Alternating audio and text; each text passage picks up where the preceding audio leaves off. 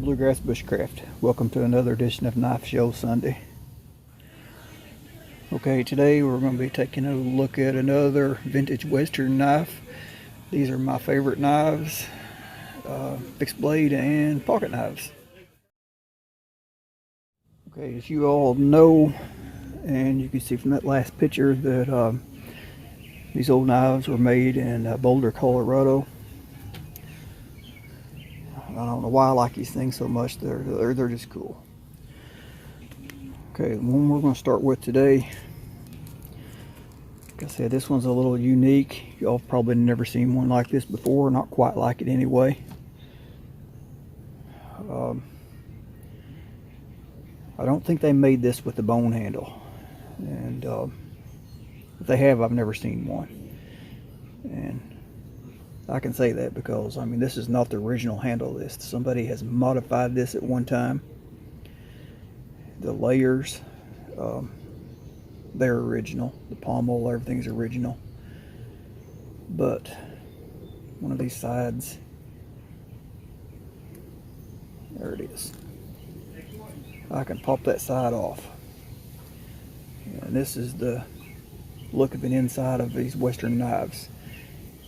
These have what they call a forked tang, and they're hollow in the middle, which in this one somebody's filled that up with some type of a JB weld or some kind of epoxy or something, and epoxy these bone in there. Originally this would have had a solid piece and with like a H shape, and they would slide right down over the tang, and then they would pin that pommel on to hold everything in place.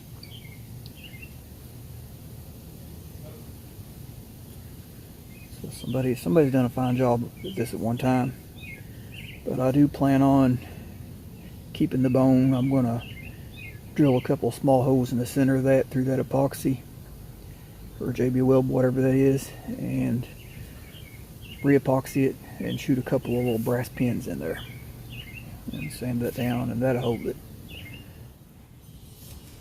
Okay, the overall length of this knife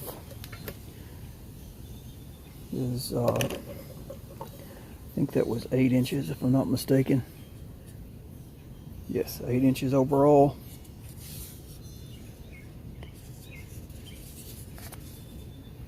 The overall length of the blade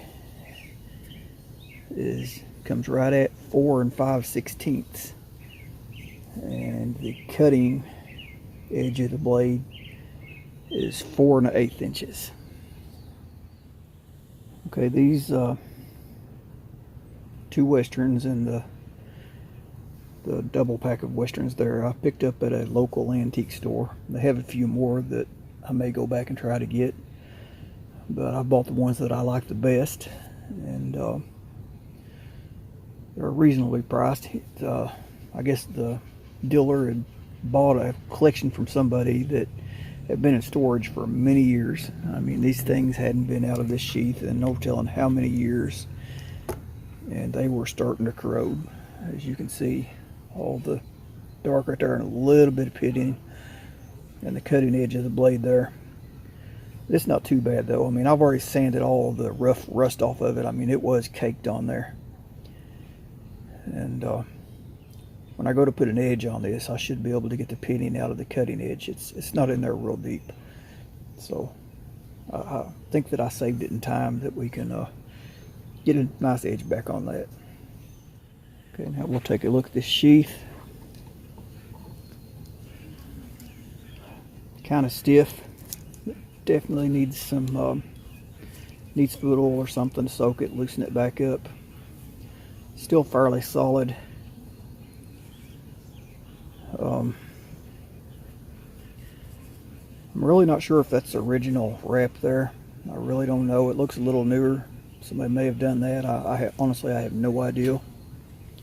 But I do think it's original sheath.